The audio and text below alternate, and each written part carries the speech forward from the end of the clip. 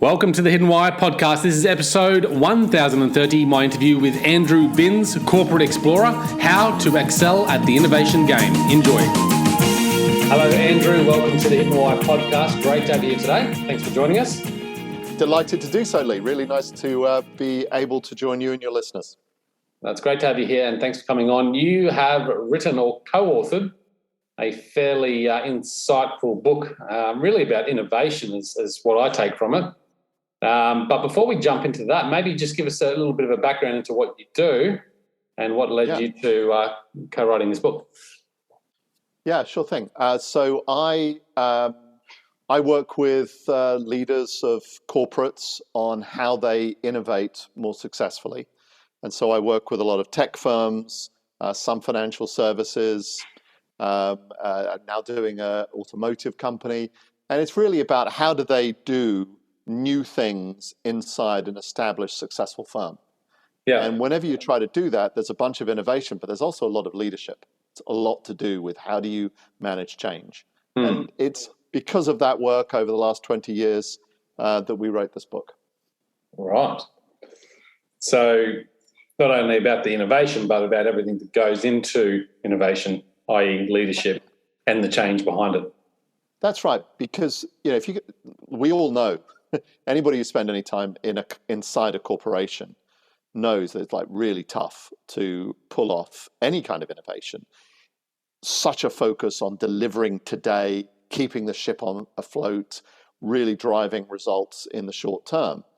And here I am talking about the long term and how you innovate for new things. And it's tough to do. So the book is about trying to tackle all of the different pieces involved in getting that done. But one of the most important parts of that recipe is the individual who leads it, the corporate explorer who makes it happen. And that they're the hero of our book. The corporate explorer. That's right. And those are people who, like an entrepreneur, they see something in the world they want to make a difference to, a problem, something they're frustrated about, something they think could be better. And the big difference between them and an entrepreneur is they figure out how to do it inside a company with all of the assets and advantages that come from that, rather than going outside and getting a VC to back them or whatever. Okay, so an entrepreneur looks for, just explain that difference again. So an entrepreneur innovation. An entrepreneur is going to raise money from a venture capital firm. If they're lucky, often start with friends and family or bootstrapping it themselves. Yeah. A corporate explorer is going to do it from the company's funds. They're going to get some sort of start from the resources of the firm, but they're also then going to leverage what the firm already has by way of brand or manufacturing, engineering, whatever it might be. But about creating ideas and idea generation or innovation generation, can the same principles be applied whether you're an entrepreneur or within a company? Yeah, absolutely. Let me tell you a story. Yeah. So we start the book with the story of Christian Kurtisch at the Vienna-based insurance company Unica. And Unica is like a $5 billion or so revenue dollar firm serving, I think it's like 25, 27 countries across Central Eastern Europe. And the thing that Christian is doing is managing their Hungarian business. It's an important business, but relatively small in terms of the overall. And he sees an opportunity. He looks at insurance and he says, we've lost sight of why insurance was created. It used to be about risk-sharing communities, people pooling their risk or their money so that they could support one another in hard times. Yeah. And here we have insurance companies that have just become tower blocks full of people who are administrating policies, trying to prove that customers are defrauding them, or putting in IT systems instead of serving the customers. And so he develops this concept, which he calls share risk, of reinventing the risk-sharing community, but doing so as a digital insurance business. So lower cost to serve, much more user-friendly, much more flexible. But it's disruptive. It's really changing the model. All of what he just saw he could have done outside the firm, but instead he chooses to do it inside and is able to win backing, to get some funding to prove his ideas, and then now is scaling it across a number of countries. Right, so that's an individual within a firm. Rather than going out and setting up his own venture, he's sold it to the company. Yeah, exactly. And the thing that's important here is that it goes against a couple of things that we think are true about working in a company. The first one is that they're interested in innovation. I actually find that CEOs of companies are desperately interested to have more people like Christian Curtis pushing them with ideas if they pitch them in the right way. The second I would have thought there would have been a lot of boundaries, like to, something like that. A company, it's just stuck in their way, I suppose, or stuck in their beliefs.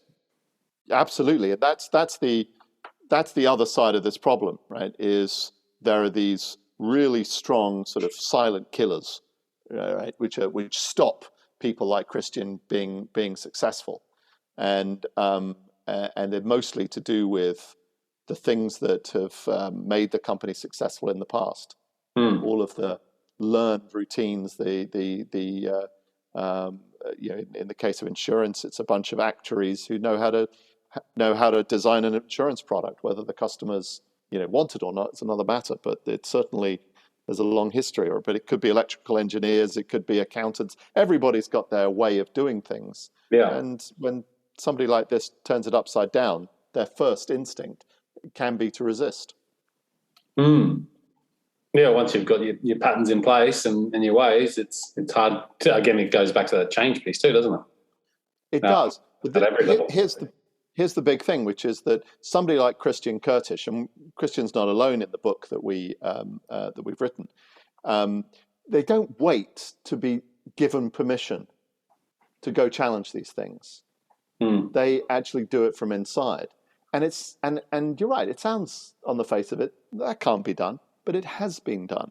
Yeah. And it's been done because these leaders aren't showy, seeking attention. They actually figure out how to make other people feel that they made them successful. You go into Unica, and lots of people will tell you how they were responsible for Christian's success. And he sits there and smiles and is happy. Right? He doesn't need to own it all. He just has worked his network quietly, calmly, to sell his idea, help people see what could be done, and not feel threatened by it. And so he's managed to lead change quite personally to make this happen. So he's was he a CEO of the company? No, he was a middle manager, effectively. And he proposed this up the chain of management. He got his time in front of the management board, and he used it in a way that put them on the spot and got them to be excited and a little bit fearful of what would happen if somebody else did what he was describing. Now, there's fortune in this story as well. And there's no question that you want to get to a CEO who is open-minded, who has the potential to listen and so on. Without question, they have a big role to play. But they're not the only factor in this story, far from it. Actually, there's good examples of where having the CEO's support fails to lead to success. Right? And I could tell you those stories as well. Yeah, so it's important, but it's not the only factor in this. I think, and I, just from my own experience, I suppose, and perhaps it's a little bit naive, but I assume that for middle management and people lower in the hierarchy of a corporation or company would have a little bit more difficult time being innovative because perhaps upper management doesn't allow for it and doesn't have the systems in place to let people innovate. But again, probably to the detriment of the company, because innovation in a company is very beneficial. Absolutely. It adds dynamism and options for future growth into a business. So how can leaders learn how to build innovation into businesses? So there's three sort of disciplines of innovation, Lee, that I think a company needs to look at how it does. It needs to think about how it generates ideas, right? Now, not just ideas for a product to offer or a thing to do, but ideas about how to solve customer problems, right? Secondly, they need to test those ideas. and prove that the customers actually want them. Do small scale experiments to validate them, and then to scale them. Needs to figure out how to assemble the customer's capabilities, capacity to actually turn a validated idea into a business. And the struggle with corporations is they tend to get trapped at the beginning. They get trapped in ideation and thinking that generating ideas is innovation, and it isn't. It's just a component of it. And it can absorb a lot of energy and a lot of money, but it doesn't necessarily lead to an outcome that you want. And it also builds cynicism for people because they're like, hey, they asked us to get involved in this, but they're not doing anything about it. And that's a problem that I'm trying to take on in this book and say, hey, you should be thinking about innovation through the whole cycle. How do you bring it to scale? Whether it's scaling a business or scaling a product, scaling a new way of doing operations, whatever it may be, it doesn't matter what level of the business you are, you've got to think through the whole cycle. I suppose it requires buy-in from every level. And if you can't have that, then it's not going to work. Well, this is one of the reasons why we find that the most successful people are those who've been with a company for a long time. The people who have a really strong social network inside the firm, rather than people who come in from outside. And so if you're wanting to innovate inside a corporation, and you don't have that strong set of relationships up and down the company, and find somebody who does, who can be, your collaborator on your idea, because it is that informal network that allows most of these leaders to achieve success. It's not formal processes, it's not having the structures and all the rest of it, which you read in a lot of innovation books. It's actually about the human relationships that lead us to be able to make that stuff happen. So what I guess practical advice can you give the leaders out there who are wanting to create a more innovative business model? I think for generating an innovative business model, you've got to have really strong insight into a customer problem that you want to solve. Right? So it's identifying the customer problems then that you want to solve. Absolutely. So say again. Identifying those then would be first step. Yes, absolutely. Then you're going to try to generate ideas for how you solve them. What is there that the company has by way of assets or capabilities that might help solve that problem? So let me give you another example. So we talk in the book about Balaji Bondili. He's a consultant at Deloitte in the US, and he gets to he works on the recovery from the Boxing Day tsunami, and joins this sort of crowdsourcing effort that tries to get resources for the recovery effort. And he learns that when you pull people together in this sort of crowd way, it can really work. It can solve tough problems. And he contrasts that with what it's like to work in a 21st century consulting company, where it's on the road 4 or 5 days a week, in person at a client. And he thinks, well, hang on, we can solve tough problems with this crowd. Why are we still in this old model, right? And he again builds his social network around the idea of his customer problem that he then identifies is that Deloitte struggle to find new technical talent, right? Nobody really who's a great coder or algorithm writer or whatever. They don't want to work for a crusty old management consulting firm. They want to work in a startup. So how does he gain access to those people? That talent is kind of the problem that he's trying to solve. And he draws on this experience of the crowd that he learned from the tsunami. And he starts to propose, hey, what if we actually used crowdsourced talent inside Deloitte? And so he put together a business that he called Deloitte Pixel. As I said, he got help from a partner in the firm that he'd worked with who liked the idea, gave him access to a client to prove out sort of side by side with a traditional Deloitte team versus this new crowdsource method. which one, worked, could you generate meaningful outcomes from it, proves that it works. And he builds more people around this results, get more access to clients, more ability to generate ideas that work. And so he then COVID happens and the business explodes, right? So he gets lucky, but he's there with this idea that's proven, that solves the customer problem. He has the social network around its support. And then when the opportunity comes, they're able to take it. And this is transforming the way that Deloitte does business today, and could transform a lot of other consulting firms over time. Sounds like a great reason why it's better to innovate within the company than maybe as a startup, because you've got access to those resources. Yeah, exactly. If you roll up in front of a client and you've got a great piece of technology and you're like, well, so how many people are in your firm? And you're like, well, there's me, my mate, and the dog. That's quite different than if you say, hey, I'm a multi-billion-dollar firm, who's got a track record and, you can rely on. So there are lots of reasons why doing innovation inside the firm is a good thing. It's not for everyone and it's not for everything, but it can be done and has been done. And that's the sort of the insight we want to bring people in this book, Corporate Explorer. A lot of information in this book and a lot of case studies by the sounds of it. What are some ways managers can lead change inside these companies?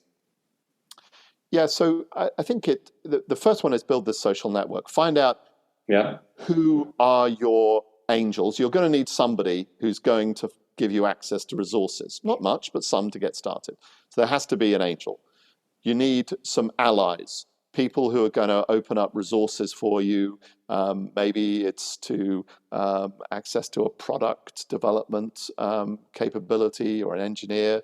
Maybe it's some manufacturing, whatever it might be. Someone who's going to be an ally who's going to help you get things done. Then you're going to need advocates. And one of the things that's really tough about corporations is that they tend to work on rumors, right? And very little information is taken to trash an idea. So you want to build up your advocates who are able to counter that and can repeat the story of what the problem is you're solving, how you're doing it, and they understand it. And then you're going to need some ambassadors, because there's still going to be people who are blockers, and you need somebody who's going to kind of go talk to them, work on your behalf to deal with the people who want to kill the idea. So it's kind of have a strategy for managing influence through the business, and really be quite deliberate and thoughtful about how you do that. So that whole, I mean, is there like, do you come up with a business plan as that individual, so you can then identify these people, then go out to them and then give them the proposal? I mean, is it as complicated as that? So a business plan is probably not what you need.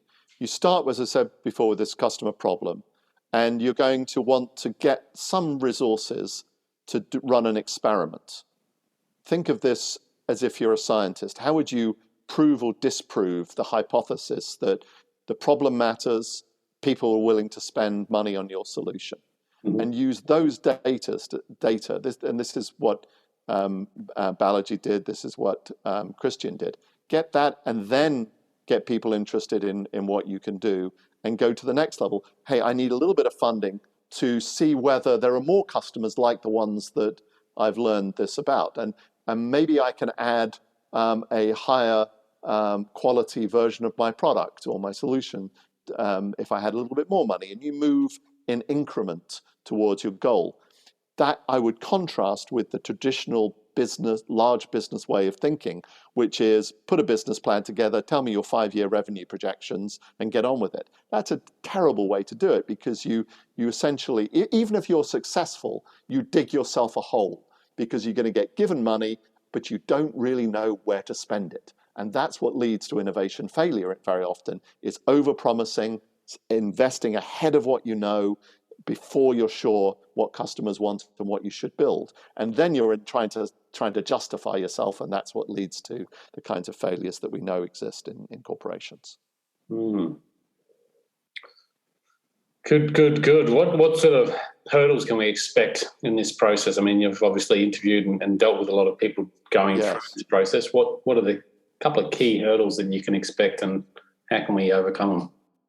Yeah, so the two big hurdles that you have are the measurement system and the way in which certainly people are incented in the organization, and then how your progress as a new venture is inspected.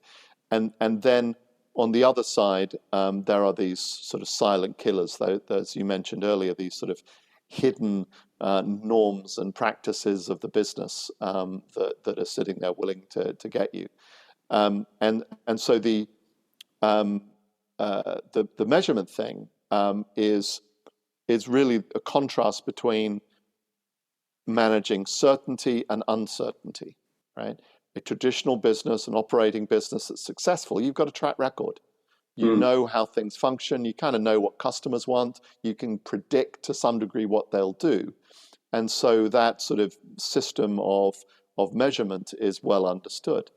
But if you're doing a new venture, you've got to teach people how to think, not in terms of reacting to the past, but rather in terms of anticipating, well, what did we learn that proves or disproves our thinking about the problem and the solution that we have? So it's a completely different logic. And this is something that many companies struggle with. And the Corporate Explorer has got to take on the job of teaching managers how to evaluate their progress. Right? One of the things, the traps they get into is trying to evade accountability. So like, well, just leave me alone, let me do this. That doesn't work either, because accountability matters, right? You've got to, and entrepreneurs are accountable to their boards and to their funders. Corporate explorers should be as well. And they just need to be accountable for different outcomes, right? So that's one set of things that you're going to have as a trap. And the second one is these silent killers. A great example that we've worked with was the French advertising company Havas. And it made a determined effort under a CEO who saw the future, wanted to innovate. David Jones wanted to innovate, to take Havas, a traditional advertising agency, into digital advertising. And so he acquired this firm, Victors and Spoils, that did sort of crowdsourced creatives. And I don't know if you know anything about how advertising agencies work, but the creatives are the heart and soul, the sort of crown jewels of an advertising agency. Right. And what they were doing was saying, well, we don't need those anymore. We can just put it out. It's a crowdsourcing story again. You just put it out to the crowd, and they'll respond with a great idea, and we'll pick the team that has the best idea. Radically lower cost, more flexible, and so on. And my Harvard colleague, Mike Tushman, was with them doing a case study, and he had this video camera going around talking to all of the executives. And he put the camera up in front of the head of creatives, and she was very clear. This is nonsense. How could they possibly replicate the quality, the craftsmanship of a creative in advertising? That's the toxic assumptions of the old business, right? That's their defense of the past that's working. And the only way really to counter this is to bring it to the light of day. Don't sort of pretend as if that isn't happening, or that people don't have that resistance, because in other contexts, people are less overt about it, right? They fail to talk about it. We like to maximize comfort, make it as if everything is okay and the old and the new can coexist, as opposed to talking about the reality of the challenge that is posed. I think it's because people feel that they're admitting that they may not know enough about the future. They may not understand maybe digital technologies and so on. And so you have to admit some ignorance. But you've got to get that out in the open. You can't pretend it isn't happening, because in almost every story of innovation inside corporations, there's something going on like that. And there's always unknowns and uncertainties about the future, I guess, isn't there? And that's a big part of innovation. That is. And testing and all that sort of stuff can minimize that uncertainty, but yeah. Absolutely. Information reduces uncertainty. A wise man once wrote. And that's what the job of the Corporate Explorer is all about. So in regards to the Great Resignation, that seems to be a key topic at the moment. Why would this be so important for encouraging innovation within a company? Well, so one of the facts in the United States, and I don't know if this is true necessarily in other countries, but the Great Resignation goes side by side with a 4-fold increase in registration of new companies. Yeah. In other words, a lot of these people quitting their jobs are going to start a new venture. And some of them will be a cafe or a, whatever, something that's totally different. They want a change of life. But some of them will be their entrepreneurial aspiration, the problems they see in the world they want to solve. They'll be like Christian and Balaji and others. Why can't we help them do that inside the company? Create the space to allow some of that invention, some of that vigor and passion, frankly, to come out. Because for me, when I sit with CEOs, they want to see those people in front of them. They want to have more of that entrepreneurial spirit inside the company. Make space for it, because those people are there. You just need to let them come forward. Yeah, just create that engagement again. Yeah. Which is probably what's missing. It is. But I don't mean this as some kind of big innovation program that involves the entire company. That doesn't do us any good either. Because we're not all explorers, right? And we don't all have good ideas, right? We should all have the right to put it forward. But quickly decide what are the great ideas, what are rooted in a good analysis of customers' problems, what's a good idea for solving them. And those are the ones that you give a little funding for, find out if it's true, and then when you know that it's true, go all in. That's what makes the difference. It's key. So where do you want to leave us, mate, with the book? Obviously, we'll get the link in the show notes for Corporate Explorer, so people can have a look and download it. But any final words of wisdom for our innovators out there and corporate leaders? Yeah, I would say that hang on to this notion that corporate explorers do not get given the job, they take it. And that if there are people out there with ideas, I would go read the book, Corporate Explorer, and see how you can apply some of the lessons to get the same results, because it can be done. And it's a matter of having the same passion, the same commitment to your idea that an entrepreneur has, just using the resources that are there already. I think that's a really important thing for life in general, what you just said. Yes. Because it's easy in life, in whether it's relationships, work, whatever it might be, health, to take a back seat. But if you can step up and have the courage to be that explorer, you can really innovate and solve problems that will benefit many aspects of life in general. And Lee, everybody thinks that explorers are crazy at first, right? If you know this lady, Tracy Edwards, who was the first woman to captain an all-female team in the Whitbread round the world yacht race, and the vitriol that she attracted for having the temerity to do this from many people, and yet first lecture came second. Or the Apollo lunar landings were initially opposed by scientists, and the whole, like 23% of the US public supported the idea of lunar landings. Afterwards, it's the greatest thing that's ever happened. Explorers always face that, and you've got to have the commitment to what you believe to make things happen. Yeah, love it. How can people best find out more about you and the book, and where should they go? thecorporateexplorer.com. Yep. And find me on LinkedIn, Andrew J.M. Binns, B-I-N-N-S. B-I-N-N-S. Andrew, it has been an absolute pleasure. Thanks for coming on today. Great. Thank you, Lee. Appreciate it. Guys listening out there, check it out at thehiddenwhy.com. This is episode 1030, I believe. But you'll find all episodes, including this one, at thehiddenwhy.com. Until next time, peace, passion, and purpose. See you soon. Thanks, guys, for listening to this episode. I hope you enjoyed what you heard. I hope you love what you're hearing. If you like this episode, guys, or any of the episodes that you're listening to here at The Hidden Why, please do me a favor by sharing it. You can share it with your families. You can share it with your loved ones. You can do that by using your favorite social media channels, using the icons on the platform that you're listening to The Hidden Why podcast. Also, guys, if you're a fan of the show, please connect with me. Connect with me at thehiddenwhy.com. I love to hear from you. I love to converse with the people that listen to this show to find out what they enjoy, what they don't enjoy, and perhaps if they have any questions or feedback for the show as well. You can stay up to date with all that I'm releasing here, guys. I do a solo show every Monday, a 3-minute thought every Thursday. I do 2 interviews a week on a Wednesday and a Saturday, and a book review every Friday. You can stay up to date with all that by subscribing to my newsletter at thehiddenwhy.com. Just enter your email address there, and also subscribing to the podcast on the platform that you choose to listen to your podcasts. You can also support the show, guys, by using the Amazon links at thehiddenwhy.com. So if you like books, you can get all the books that I review there, and anything else really that you like to purchase through Amazon. So use that link, it helps support the show. And we've also got a deal with Audible, guys. Audible is a fantastic way to listen to all your favorite books. We've got a deal with them so you can get 2 free books when you subscribe, or subscribe to a 30-day free trial. So check that out again at thehiddenwhy.com. Guys, that's it from me. You know what to do. Go out there, breathe more passion into every single moment. Do everything with greater purpose, and in doing so you will discover your hidden why. This is The Hidden Why. My name is Lee Martinuzzi. Until next time, peace, passion and purpose. See you soon.